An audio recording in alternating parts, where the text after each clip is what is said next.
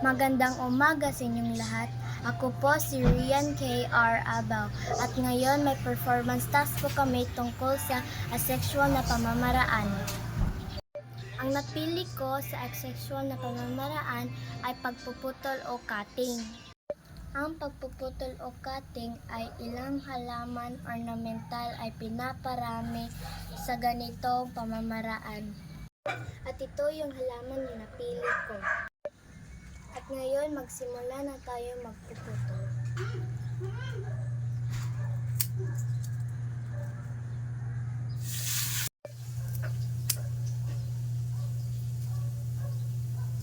Ngayon, ilagay ko na to sa may tubig.